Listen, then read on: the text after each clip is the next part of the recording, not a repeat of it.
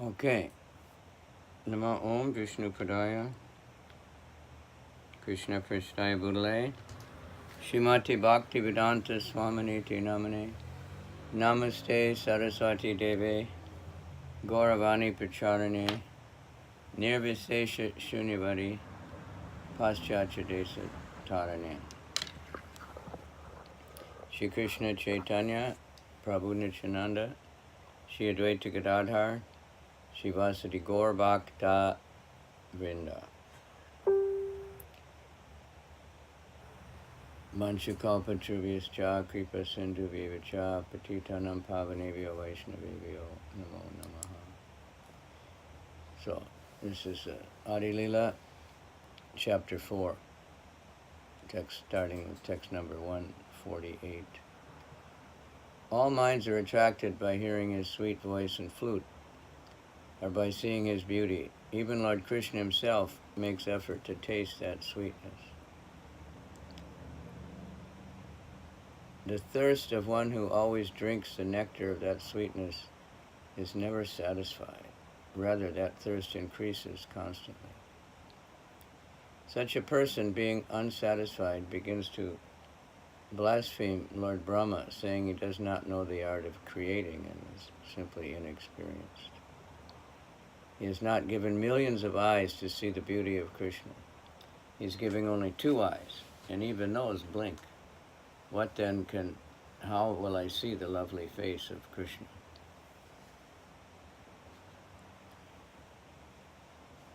The gopis said, "O Krishna, when you go to the forest during the day and we don't see your sweet face, which is surrounded by beautiful curling hair, half a second becomes as long as an entire age for us. And we consider the Creator, who has put eyelids on the eyes, for we used to seeing you, to be simply a fool." From the Bhagavatam 10:31-15. The gopis saw their beloved Krishna at Kurukshetra after long separation. They secured and embraced him in their hearts through their eyes, and they attained a joy so intense that not even perfect yogis can attain it. The gopis cursed the Creator for creating eyelids, and that interfered with their vision. That's from 10:80-39. There is no consummation for the eyes other than the sight of Krishna. Whoever sees him is most fortunate indeed. The gopis said, "O friends, those eyes that see the beautiful faces of the sons of Nanda Maharaj are certainly fortunate. As these 2 sons enter the forest surrounded by their friends, driving the cows before them, they hold their flutes to their mouths and glance lovingly upon the residents of Vrindavan. For those who have eyes, we think there's no greater object of vision." Purport. Like the gopis, one can see Krishna continuously if one is fortunate enough. In the Brahma Samhita, it is said that sages whose eyes have been smeared with the ointment of pure love can see the form of Shamsundar, Krishna, continuously in the center of their hearts.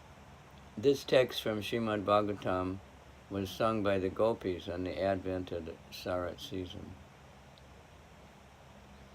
The women of Mathura said, "What austerities must the gopis have performed? With their eyes they always drink the nectar of the form of Lord Krishna, which is the essence of loveliness and is not to be equaled or surpassed. That loveliness is the only abode of beauty, fame, and opulence. It is self-perfect, ever fresh, and extremely rare." Purport. This text from Srimad Bhagavatam was spoken by the women of Mathura when they saw Krishna and Balaram in the arena with King Kamsa's great wrestlers, Mustika and Chanura. The sweetness of Lord Krishna is unprecedented, and its strength is also unprecedented. Simply by one's hearing of such beauty, the mind becomes unsteady. Lord Krishna's own beauty attracts Lord Krishna himself, but because he cannot fully enjoy it, his mind remains full of sorrow. This is a description of his second desire. Now, please listen as I describe the third. This conclusion of Rasa is extremely deep. Only Swarup Damodar knows much about it. Anyone who claims to know it must have heard it from him, for he is the most intimate companion of Lord Chaitanya. The love of the gopis is called Radha Bhava. It is pure and spotless. It is not at any time lust. Purport. As already explained, the position of the gopis in their loving dealings with Krishna is transcendental. The emotion is called Radha Bhava. Although it is apparently like mundane sex, one should not confuse it with mundane sexual love, for it is pure and unadulterated love of Krishna, of Godhead.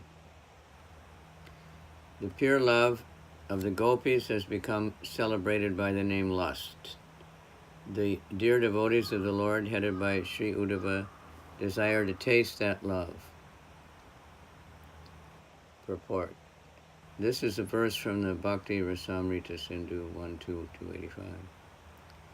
Lust and love have different characteristics, just as iron and gold have different natures. Purport. One should try to discriminate between sexual love and pure love, for they belong to different categories, with a gulf of difference between them. They are as different from one another as iron is from gold.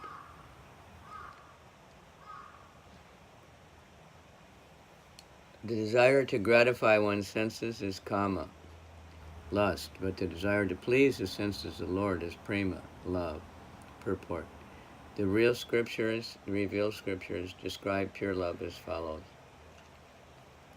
If there is an ample reason for the dissolution of the conjugal relationship, and yet such a dissolution does not take place, such a relationship of intimate love is called pure. The predominated gopis were bound to Krishna in such pure love. For them there was no question of sexual love based on sense gratification. Their only engagement was to see Krishna happy in all respects, regardless of their own personal interest. They dedicated their souls only for the satisfaction of the personality of Godhead, Sri Krishna. There was not the slightest tinge of sexual love between the gopis and Krishna. The author of Cairitamrta asserts with authority that sexual love is a matter of personal sense gratification. All the regulative principles in the Vedas pertaining to desires for popularity, fatherhood, wealth, and so on are different phases of sense gratification. Acts of sense gratification may be performed under the cover of public welfare, nationalism, religion, altruism, ethical codes, biblical codes, health directives, fruitive action, bashfulness, tolerance, personal comfort, liberation from material bondage, progress, family affection, or fear of social ostracism or legal punishment. But all these categories are different subdivisions of one substance, sense gratification. All such good acts are performed basically for one's own sense gratification, for no one can sacrifice his personal interest while discharging these much advertised moral and religious principles. But above all, this is a transcendental stage in which one feels himself to be only an eternal servitor of Krishna. The absolute personality of Godhead, all acts performed in this sense of servitude are called pure love of God because they are performed for the absolute sense gratification of Sri Krishna. However, any act performed for the purpose of enjoying its fruits or results is an act of sense gratification. Such actions are visible sometimes in gross and sometimes in subtle forms. The object of lust is only the enjoyment of one's own senses. But love caters to the enjoyment of Lord Krishna, and thus it is very powerful. Social customs, scriptural injunctions, bodily demands, fruitive action, shyness, patience, bodily pleasure, sense gratification, and the path of Varnashram Dharma, which is difficult to give up. The gopis have forsaken all these, along with their families, and suffered their relatives' punishment and scolding, all for the sake of serving Lord Krishna. They render loving service to him for the sake of his enjoyment. That is called firm attachment to Lord Krishna. It is spotlessly pure, like a clean cloth that has no stain.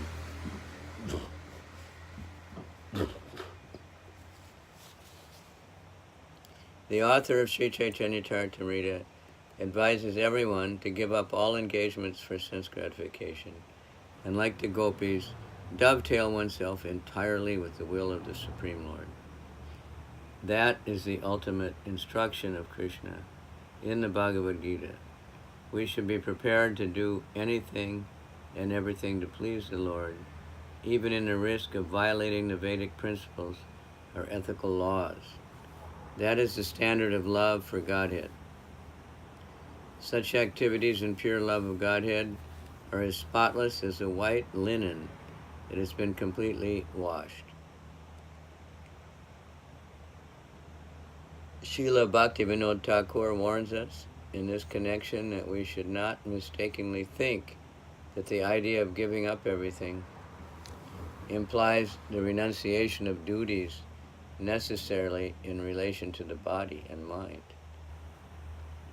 Even such duties are not sense gratification if they are undertaken in a spirit of service to Krishna. A very important point. You should note it down. 171. Therefore, lust and love are quite different. Love is like dense darkness. Lust is like dense darkness, but love is like the bright sun. Thus, there is not the slightest tint of lust in the gopis' love. Their relationship with Krishna is only for the sake of his enjoyment. O dearly beloved, your lotus feet are so soft that we place them gently on our breasts, fearing that your feet will be hurt. Our life rests only in you. Our minds, therefore, are filled with anxiety that your tender feet might be wounded by pebbles as you roam about the forest path. This is from the Bhagavatam spoken by the gopis when Krishna left them in the midst of the Rasa Leela. The gopis do not care for their own pleasures or pains.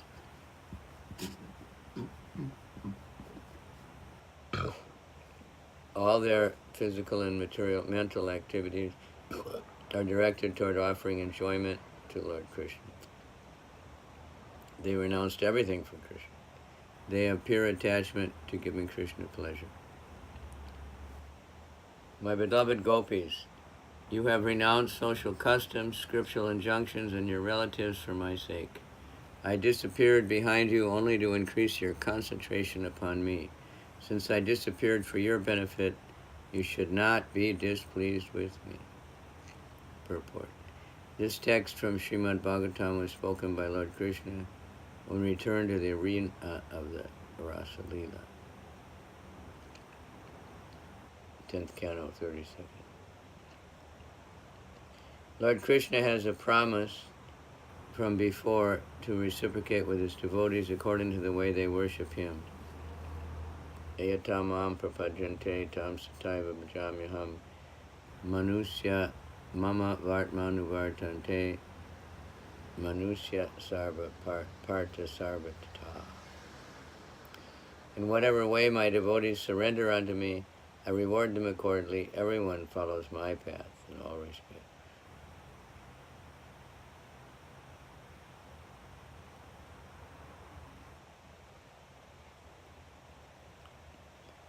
Purport. Krishna was never ungrateful to the gopis For as he declared to Arjuna in this verse from the Bhagavad Gita 4:11, he reciprocates with his devotees in proportion to the transcendental loving service they render unto him. Everyone follows a path that leads toward him. But there are different degrees of progress on that path, and the Lord is realized in proportion to one's advancement. The path is one, but the progress in approaching the ultimate goal is different. Therefore, the proportion of realization of this goal, namely the absolute personality of Godhead, is also different. The gopis attained the highest goal, and Lord Chaitanya affirmed that there is no method of worshiping the God higher than that followed by the gopis. That promise has been broken by the worship of the gopis, as Lord Krishna himself admits. O gopis, I am not able to repay my debt for your spotless service, even within a lifetime of Brahma. Your connection with me is beyond reproach. You have worshipped me, cutting off all domestic ties, which are difficult to break. Please, therefore,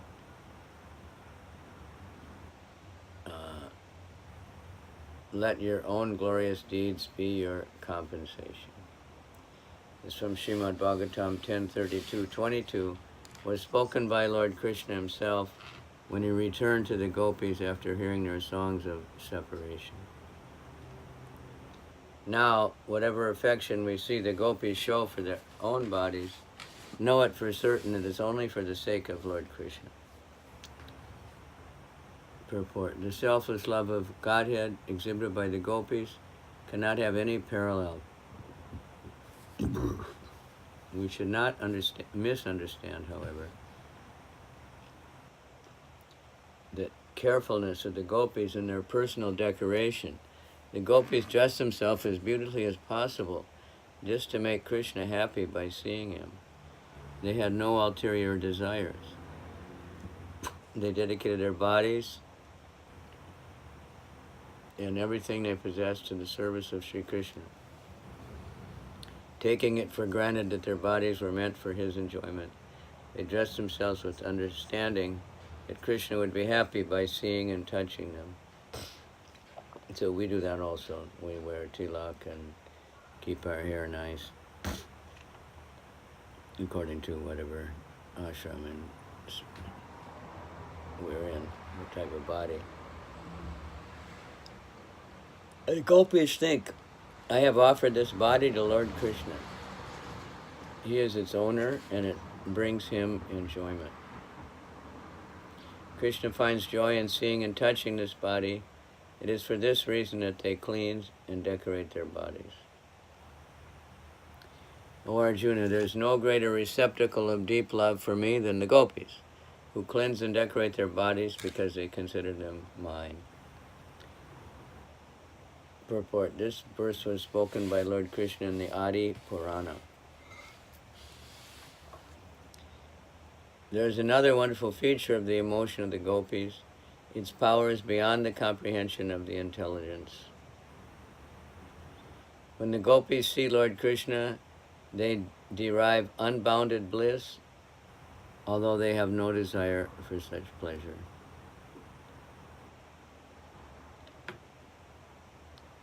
The gopis taste pleasure 10 million times greater than the pleasure Krishna gets out of seeing them. Purport. The wonderful characteristics of the gopis are beyond imagination. They have no desire for personal satisfaction, yet when Krishna is happy by seeing them, the happiness of Krishna makes the gopis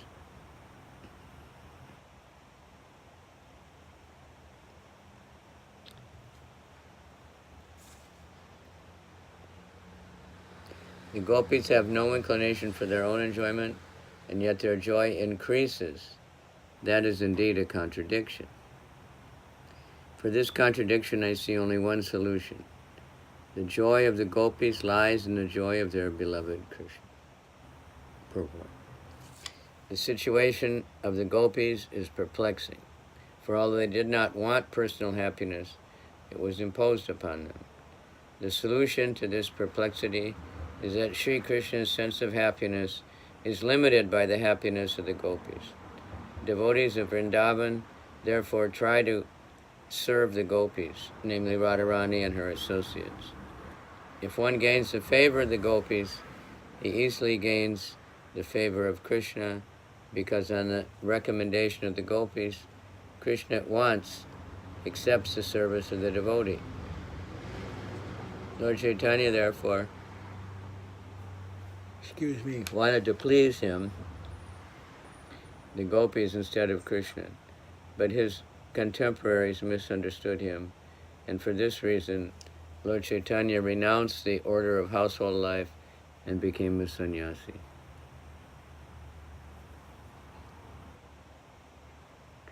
When Lord Krishna sees the gopis, his joy increases, and his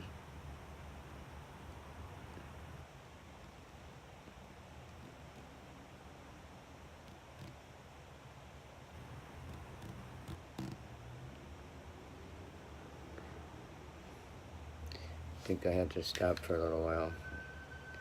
Excuse me.